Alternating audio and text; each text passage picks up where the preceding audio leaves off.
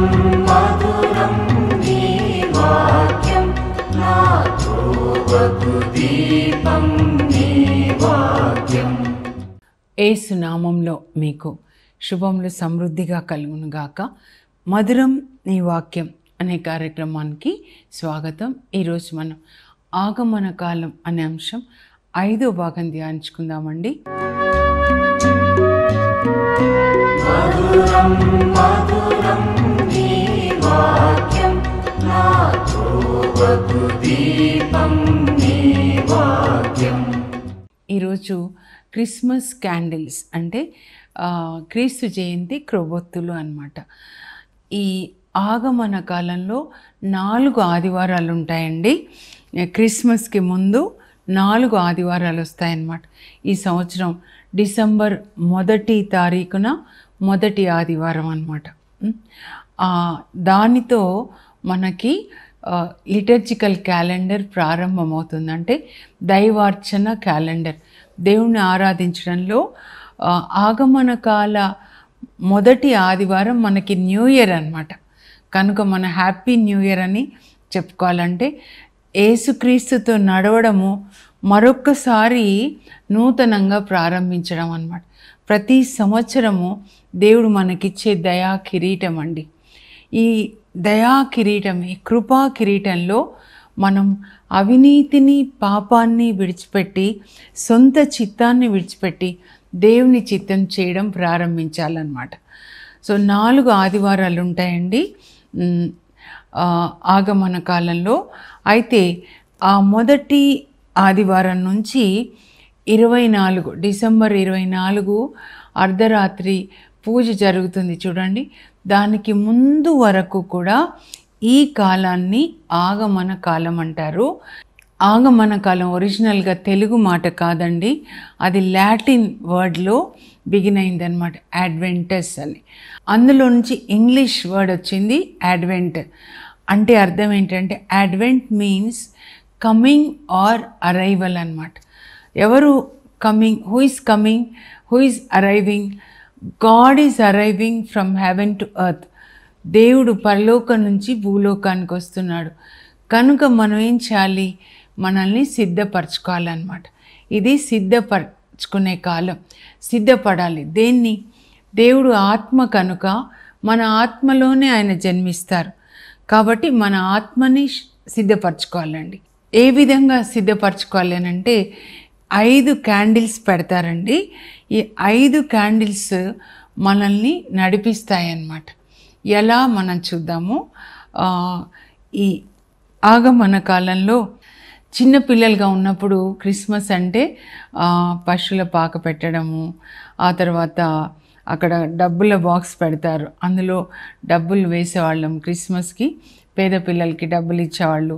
బంతిపూలు పెడతారు, చర్చిలో లైట్స్ పెడతారు, కొత్త బట్టలు వేసుకుంటాము, కేక్స్ తింటాము. ఇంకా అంతే, ఈ శరీరంలో పండగ చేసుకోవడం.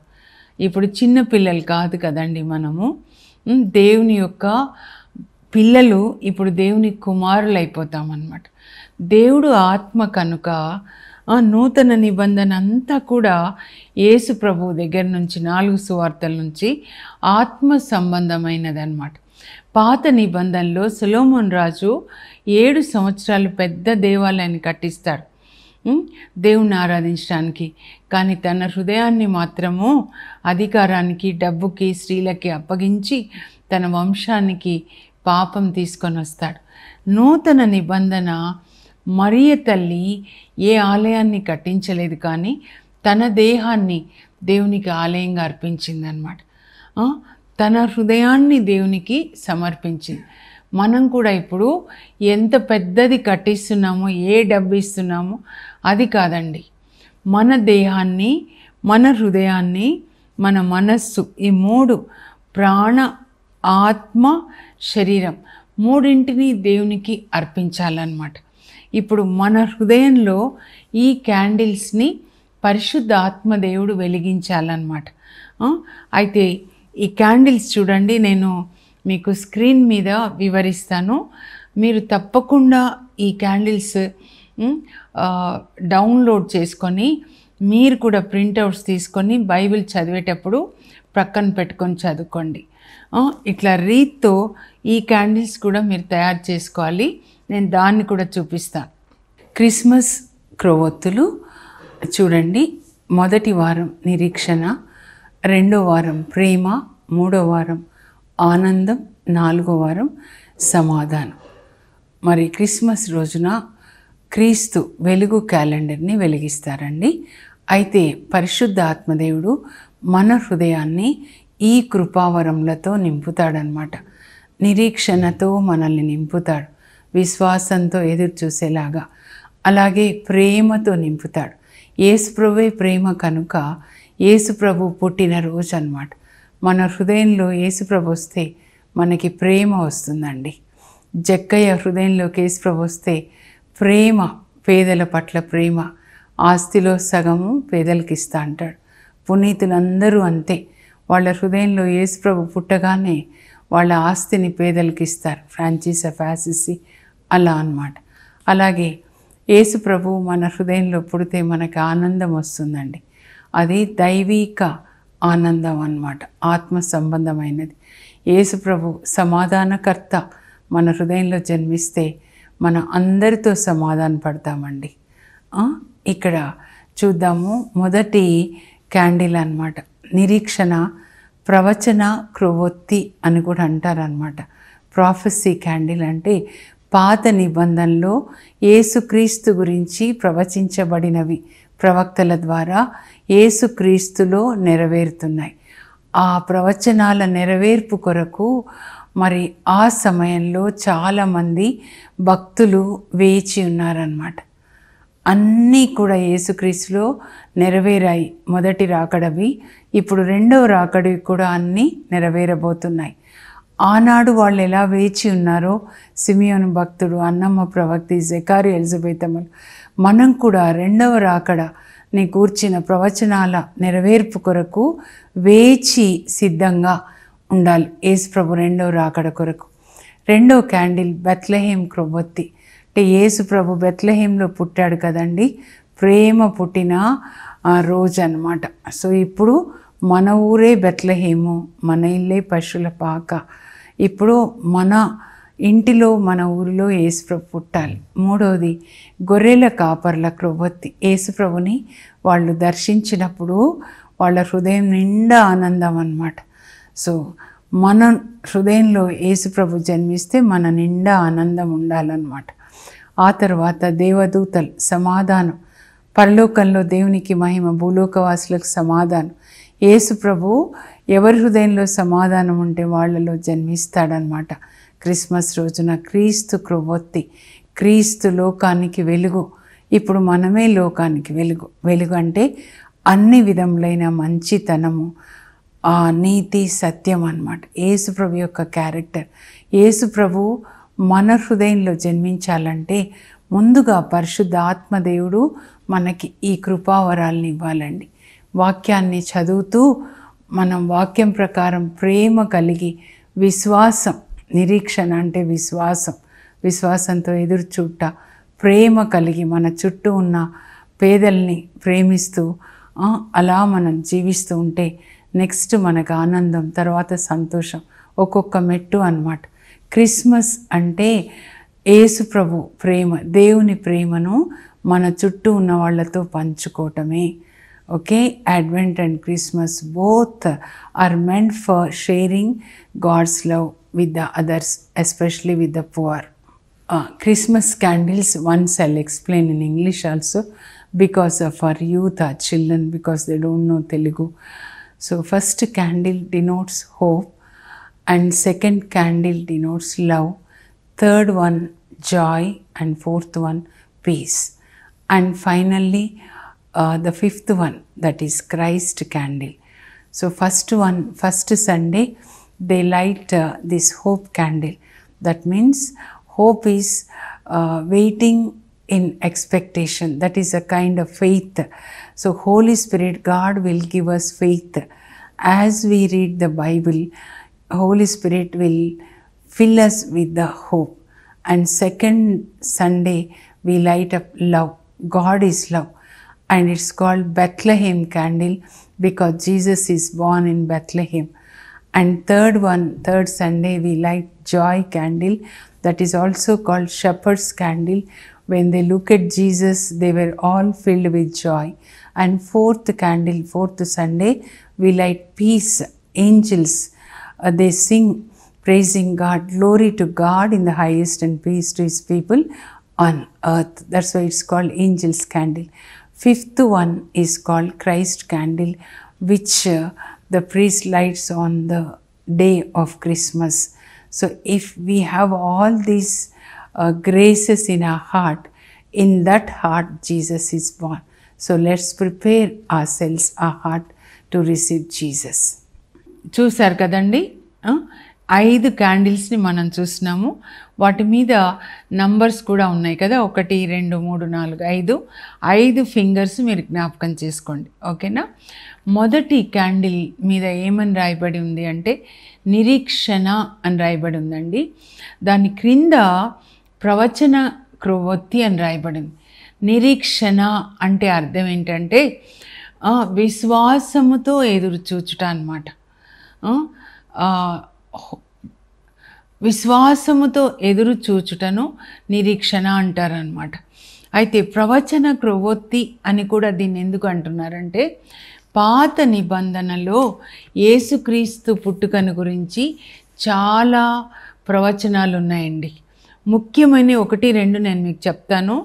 ఏంటి అంటే యెషయా గ్రంథంలో 7వ అధ్యాయంలో 14వ వచనంలో యెషయా ప్రవచిస్తాడనమాట. అదిగో కన్యక గర్భం ధరించి ఉండెనో, ఆమె ఒక కుమారుని కనును, ఆమె అతనికి ఇమ్మానువేలు అని పేరు పెడుతుంది అని చెప్పి. అంటే ఒక దర్శనాన్ని ఎప్పుడైతే పరిశుద్ధ ఆత్మ మన ఆత్మతో ఏకమవుతాడో అంతరంగంలో, అప్పుడు కలల్లో మనతో మాట్లాడతారండి. శరీరం నిద్రపోతుంది కానీ ఆత్మకి ఎప్పుడు నిద్ర ఉండదు. కళల్లో మాట్లాడతారు. ఈయనతో కూడా కళల్లో మాట్లాడతారు లేదా దర్శనాలండి. ఈ 2 కూడా పరిశుద్ధ ఆత్మ దేవుని యొక్క భాష అన్నమాట. దర్శనాన్ని చూస్తాడండి. కన్యక గర్భం ధరించి ఉండెనో, క్రీస్తుపూర్వం 740 అన్నమాట. ఎవరు ఆ కన్యక అంటే మరియ తల్లి, పరిశుద్ధ మాత అన్నమాట. కన్యక పురుషుని నీడ కూడా పడలేదండి. దేవునికి మహిమకరంగా జీవించడము, దేవుణ్ణి ఆరాధించడం అంటే మన దేహాన్ని పరిశుద్ధంగా దేవునికి అర్పించడం అన్నమాట. ఇది మొదటి ప్రవచనం. కన్యక గర్భం ధరించి ఉండెనో, ఆమె ఒక కుమారుని కని అతనికి ఇమ్మానువేలు అని పేరు పెడుతుంది. ఇమ్మానువేలు అనగా దేవుడు మనతో ఉన్నారు. ఇది ఈ ప్రవచనం మత్తయి సువార్త 1:22లో మనం చూస్తామన్నమాట. అది నెరవేరింది యేసుక్రీస్తులో అని మత్తయి రాస్తాడు. మీరు మత్తయి సువార్తను చదివితే పాత నిబంధనలో యేసుక్రీస్తు గురించి వ్రాయబడిన 43 ప్రవచనాలు యేసుక్రీస్తులో నెరవేరాయి అని రాస్తాడు. రాసి మత్తయి ఏమి నిరూపించాలి అనుకున్నాడు యూదుల కంటే, ఈయన వడ్రంగి కుమారుడు కాదు, ఈయన దేవుని కుమారుడు, ఈయన మెస్సయ్య, రక్షకుడు, క్రిస్తాస్ అని చెప్తాడనమాట. ఆ తర్వాత మనం ఇంకా 9వ అధ్యాయానికి వస్తే యెషయా 9:2 నుంచి కూడా చదవచ్చండి. చీకటిలో ఉన్న జనులు గొప్ప వెలుగును చూశారు, మరణ ఛాయలో ఉన్న ప్రజల మీద జ్యోతి ప్రకాశించింది. ఇప్పుడు ఆ యేసు ప్రభు వెలుగు మన మీద ప్రకాశించాలి, మన పిల్లల మీద ప్రకాశించాలి.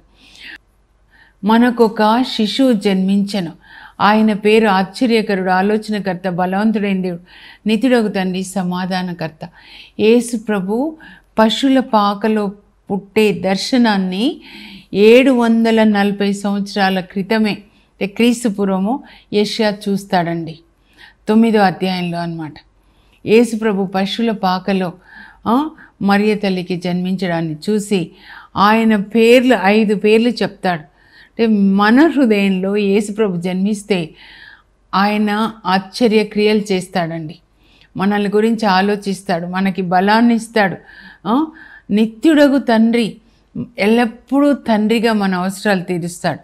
సమాధానకర్త, యేసు ప్రభు సమాధానకర్త, తండ్రితో మనల్ని సమాధానపరిచాడు తన శిలువ మరణం ద్వారా. కొలోసి 1:20లో ఉంటుందన్నమాట. కనుక ఈ మొదటి క్యాండిల్ ఏంటంటే నిరీక్షణకి సాదృశ్యంగా ఉంది. మరి అక్కడ క్యాండిల్ పెట్టుకుంటే మనకేంటండి వస్తుంది? మన హృదయంలో పరిశుద్ధాత్మదేవుడు ఈ యొక్క దీపాన్ని, నిరీక్షణ అనే దీపాన్ని వెలిగిస్తాడనమాట. అందుకే వెలుగుచుండ నిండు మీ దీపంలనని లూకా సువార్తలో లూకా రాస్తాడండి 12:35లో అనమాట. మీ దీపాల్ని వెలుగుచుండ నిండు మీ నడుములు కట్టుకోనండి, ఎందుకంటే యజమానుడు యేసు ప్రభు వచ్చే సమయం అయిపోయింది. ఈ దీపాన్ని వెలిగించాలి. ఎవరంటే పరిశుద్ధ ఆత్మ అన్నమాట. లూకా 8:16లో కూడా ఉంటుంది. ఎవరైనా దీపంను వెలిగించి దాన్ని దీపస్తంభం మీద ఉంచుతారు, కానీ కొంచెం క్రింద మంచం క్రింద ఉంచరు. ఎందుకంటే లోనికి వచ్చే వాళ్ళందరికీ వెలుగునివ్వడానికి అన్నమాట. ఒకరిని పరిశుద్ధాత్మతో వెలిగించారు అంటే అపోస్తులని పరిశుద్ధాత్మతో వెలిగిస్తారు. తర్వాత ఆ వెలుగు లోకానికి అంతటికీ చూపించడానికి లోకానికి అంతా పంపించారు. థామస్ వారు ఇక్కడ వచ్చారు, పేతురు మరి యోహాను రోమ్కి వెళ్ళారు. ఇంకా పౌల్ని వెలిగించి 9వ అధ్యాయం అపోస్తుల కార్యాల్లో ప్రపంచం అంతటా కూడా పంపించారు. ఇప్పుడు మిమ్మల్ని వెలిగించాలి అని ఆయన కోరుకుంటున్నారండి. కనుక నిరీక్షణ అనే దీపము మీలో వెలిగించబడాలి. నిరీక్షణ అంటే విశ్వాసంతో ఎదురు చూడడం అన్నమాట. విశ్వాసం, ఇంకొక మాటలో చెప్పాలి అని అంటే ఎలా మనకి విశ్వాసం వస్తుంది అంటే వినుట వలన విశ్వాసం వస్తుంది. వినుట ఎవరిని గురించి వినాలి? క్రీస్తుని గురించి వినాలి. ఇంకెవరిని గురించి వినకూడదు. ఈ లోకంలో ఏం జరుగుతుంది మనకు అనవసరం. మనం లోకానికి చెందిన వాళ్ళు కాదు, మనము దేవునికి చెందిన బిడ్డలు. కనుక యేసుక్రీస్తుని గురించి మనం వినాలన్నమాట. అప్పుడు మనకి విశ్వాసం వస్తుంది. రోజు మీరు యేసుక్రీస్తుని గురించి చదవండి. ఇప్పుడు ఈ సంవత్సరం అయినా కూడా స్పిరిచువల్ వేలో మనము ఆత్మీయంగా ఈ క్రిస్మస్ని కొనియాడదామండి. ఈ వరల్డ్లీ వేలో కాకుండా ఆత్మలో యేసుక్రీస్తుని గురించిన వాక్యము మన హృదయంలోకి వెళ్ళాలి. పరిశుద్ధాత్మ మన హృదయంలో నిరీక్షణ అనే దీపాన్ని వెలిగించాలి. ఇదంతా అంతరంగంలో జరగాలండి. బాహ్యంలో ఇన్ని సంవత్సరాలు జరుగుతుంది. ఇంకా రెండవ క్రొవ్వొత్తి ఏంటి అని అంటే బెత్లెహేం క్రొవ్వొత్తి అండి. ప్రేమ అన్నమాట. ప్రేమ ఎవరు? దేవుడు ప్రేమ. ఆ ప్రేమ పుట్టినరోజు అండి. యేసుక్రీస్తు అంటే ప్రేమ. ఎంత ప్రేమ! ప్రాణమిచ్చే అంత ప్రేమ. అందరి జీవితాల్లో ఆయన ప్రేమని పంచాడు కదా. నేను అనుభవించానండి రోజు ఆయన ప్రేమ అన్నమాట. నా కొరకు ప్రాణత్యాగం చేసిన నా క్రీస్తు కొరకు నేను జీవిస్తానంటాడు పౌలు. నేను కూడా అంతే అండి. ఆయన కల్వరి దర్శనాన్ని నాకు చూపించారు. నా పాపముల కొరకు ఆయన ఎంత వెలని చెల్లించారో నా యేసు. కనుక ఆయన కొరకే నేను జీవించేది. ఆయన తప్ప ఇంకొకరు నా జీవితంలో ఉండకూడదు. ప్రేమ పుట్టినరోజు. క్రిస్మస్ అంటే ఏంటి అని ఎవరైనా అడిగితే చెప్పాలి, ప్రేమ పుట్టినరోజు అండి. యేసుక్రీస్తు పుట్టినరోజు. యేసుక్రీస్తు అంటే ప్రేమ అండి. ఆకలైన వాళ్ళకి అన్నం పెట్టాడండి. మరి అనారోగ్యంగా ఉన్న వాళ్ళకి స్వస్థత ఇచ్చాడండి. రాళ్ళేసి కొట్టాలి, వ్యభిచారం చేసింది అని లోకులంతా తీర్పు తీర్చి చంపడానికి సిద్ధంగా ఉంటే అలాంటి వాళ్ళని కాపాడాడండి. అలా మరణించిన వాళ్ళని లేపాడు. విధవరాలి కుమారుడు నాయను వితంతు కుమారుడు మరణిస్తే అమ్మ ఏడవకమ్మ అని కుమారుని బ్రతికించి ఆ తల్లికిచ్చి ఆ తల్లి దుఃఖాన్ని సంతోషంగా మార్చాడు. చివరికి మా పాపముల కొరకు సిలువలో మరణించాడు. క్రిస్మస్ అంటే ప్రేమ పుట్టినరోజు. ఆ ప్రేమ మీలో పుట్టాలి. ఎప్పుడు యేసు ప్రభు పుడతారో మీ లోపల అప్పటి నుంచి మీ హృదయంలోంచి జీవజల నదులు, ప్రేమ నది ప్రవహిస్తుందండి. వాళ్ళే క్రైస్తవులు. ప్రేమ కలిగి ఉన్నవాళ్ళు, కనికరాన్ని కలిగి ఉన్న వాళ్ళే క్రైస్తవులు అన్నమాట. పునీత హంగేరి ఎలిజబెత్ అమ్మ రోజు 900 మందికి తన ప్యాలెస్ ముందు పేదవాళ్ళకి అన్నం పెట్టేదంటండి. ప్రేమ నది ఆమె నుంచి ప్రవహించిందనమాట. అలా మనం ఉండాలి. ఈ సంవత్సరం మీ హృదయంలో యేసు ప్రభు పుట్టుదురుగాక, ఆయన ప్రేమ పుట్టునుగాక. ఆ తర్వాత 3వ క్యాండిల్ ఏంటి అని అంటే ఆనందం అన్నమాట. ఈ క్యాండిల్ని మరి గొర్రెల కాపర్ల క్యాండిల్ అని అంటారు. అంటే గొర్రెల కాపర్లు యేసు ప్రభుని చూసినప్పుడు ఆనందించారన్నమాట. మన లోపల యేసు ప్రభు పుడితే మనం కూడా చాలా ఆనందిస్తామండి. మరియ తల్లికి ఎంతో ఆనందం యేసు ప్రభు ఆమె హృదయంలోనికి వచ్చినప్పుడు అన్నమాట. అందుకే ఆమె జకారియా వాళ్ళ ఇంట్లో ఎలిజబెత్ అమ్మ అని సందర్శించిన తర్వాత, నా హృదయము ప్రభుని స్తుతిస్తుంది, నా ఆత్మ నా రక్షకుని అందు ఆనందిస్తుంది. మన ఆనందము మన భర్తని పట్టి కానీ, మనకి ఈ లోకంలో కింద ఉన్న వాటిని పట్టి కానీ ఆనందం ఉండకూడదండి. మన ఆనందం ఒకే ఒకరు యేసు ప్రభు అన్నమాట. ఆయనలో మనం ఆనందించాలి.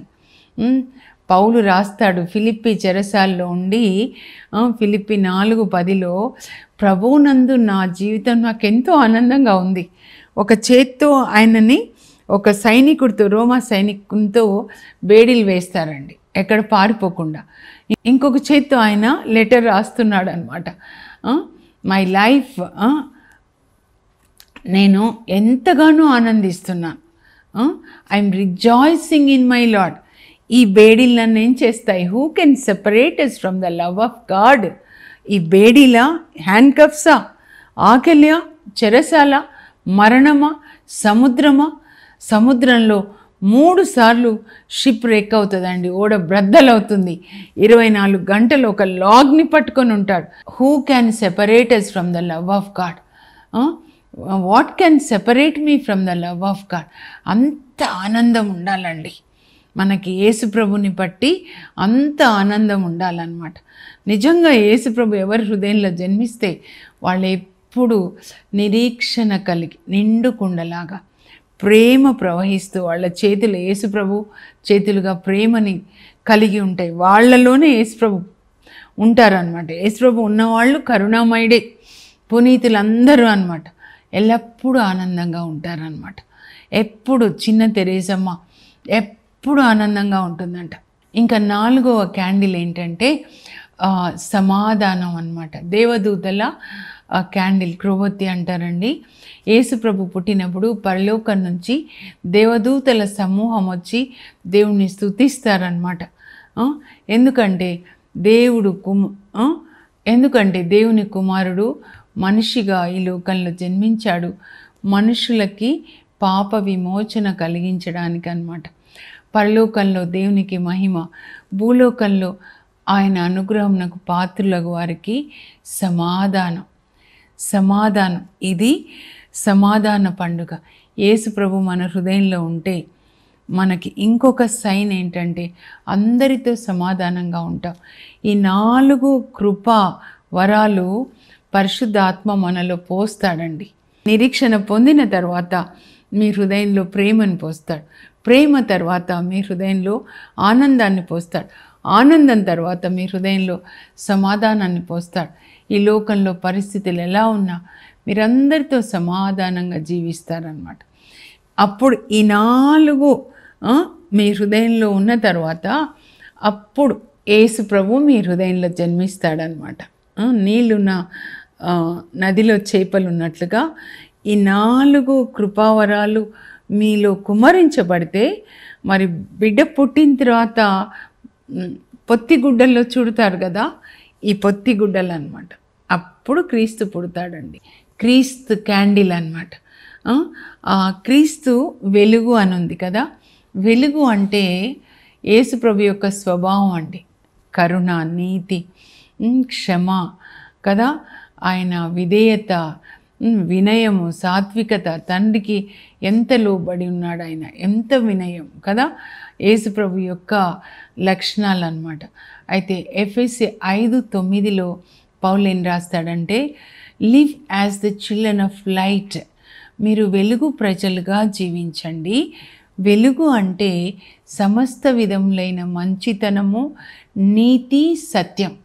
యేసు ప్రభు అన్ని విధాల మంచితనం, అంతటా తిరుగుచు అందరికీ మేలు చేశాడండి. అపోస్తల కార్యాలు 10:38 అన్నమాట.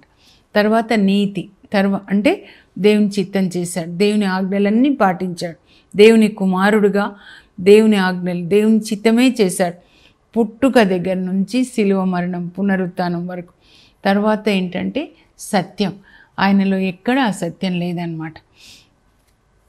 ఇప్పుడు ప్రార్థన చేసుకుందాం. పరలోకపు మా తండ్రి, మీ పరిశుద్ధ నామమునకు స్తోత్రం కలుగును గాక. మీరు లోకాన్ని ఎంతో ప్రేమించి మీ ఏకైక కుమారుడు యేసు ప్రభుని మా కొరకు మీరు ప్రసాదించారు. యేసయ్య, మీరు మా హృదయంలో, నా హృదయంలో జన్మించాలి ప్రభా. ఏ హృదయంలో నిరీక్షణ ఉంటుందో, ప్రేమ ఉంటుందో, ఆనందం ఉంటుందో, సమాధానం ఉంటుందో ఆ హృదయంలో మీరు జన్మిస్తారు. మరి నా హృదయంలో మీరు జన్మించమని అడుగుతున్నాను. ఇవన్నీ కూడా ఈ కృపావరాలు నాకు దయచేయండి, మా అందరికీ దయచేయండి. పరిశుద్ధాత్మదేవ, మేము ఈ సంవత్సరము అన్యులలాగా శరీర సంబంధమైన క్రిస్మస్ కాదు, కానీ ఆత్మ సంబంధమైన క్రిస్మస్ మేము జరుపుకోవాలి. నాలో యేసు పుట్టాలి. ఆ కృపని మా అందరికీ దయచేయండి. యేసు నామంలో అడుగుచున్నాం తండ్రి, ఆమేన్. యేసు ప్రభు మీ హృదయంలో, నీ హృదయంలో జన్మించును గాక. God bless you. Have a blessed day.